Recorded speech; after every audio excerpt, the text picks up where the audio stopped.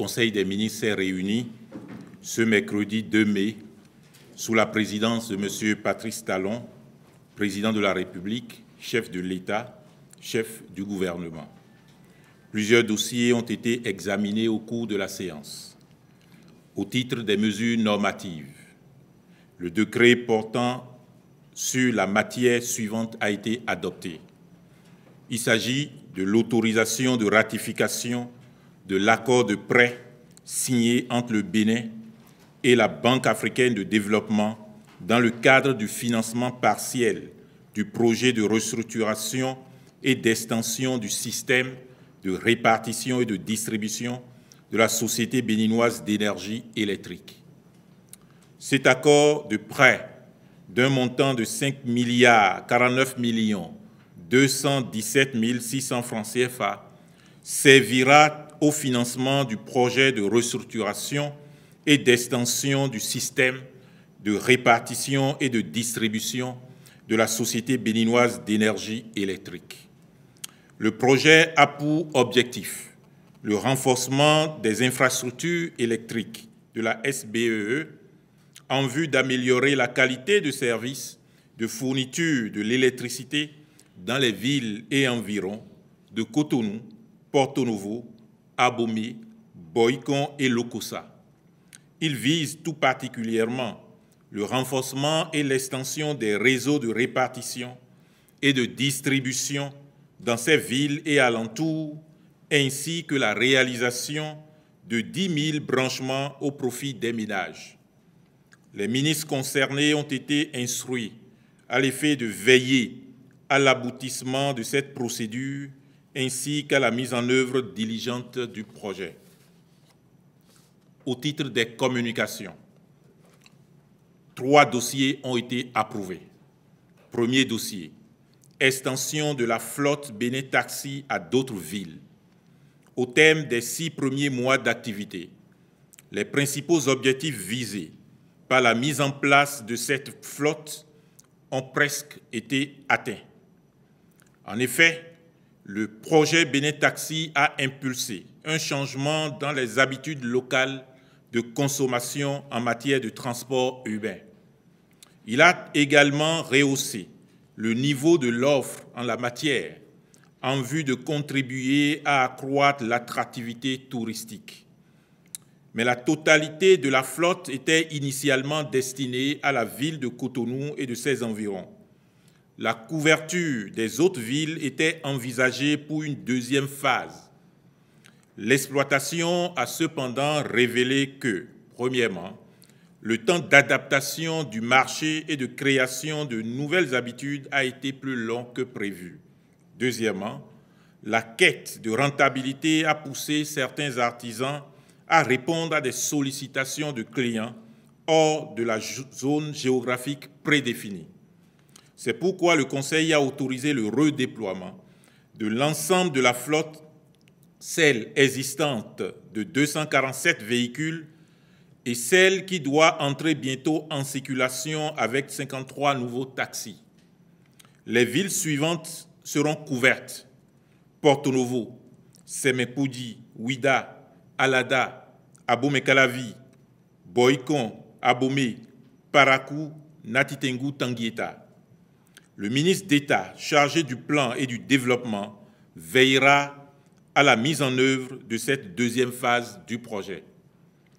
Deuxième dossier, guide méthodologique national d'évaluation. Le guide méthodologique est un outil important, indispensable pour le système national d'évaluation. En effet, une bonne évaluation des politiques publiques permet de déboucher sur une meilleure gouvernance des actions publiques, une utilisation optimale des ressources affectées aux programmes et projets de développement et une plus grande qualité des résultats attendus. Ce faisant, il facilite la prise de décisions stratégiques ou opérationnelles. Son appropriation effective permettra l'amélioration significative de la qualité des évaluations à réaliser, de même que leur conformité aux normes et standards internationaux.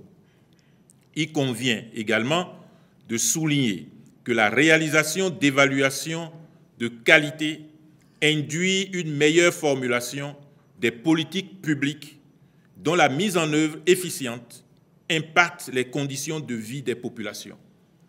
Une base de données sera ainsi constituée et mise à jour régulièrement suivant les mécanismes appropriés. En prenant acte de l'élaboration de ce précieux document de travail, le Conseil a instruit tous les ministres à l'effet de veiller à sa diffusion. Troisième dossier, compte rendu des sanctions prises à l'encontre de 27 policiers et gendarmes pour mauvaise gestion des fonds additionnels alloués aux unités de sécurité publique.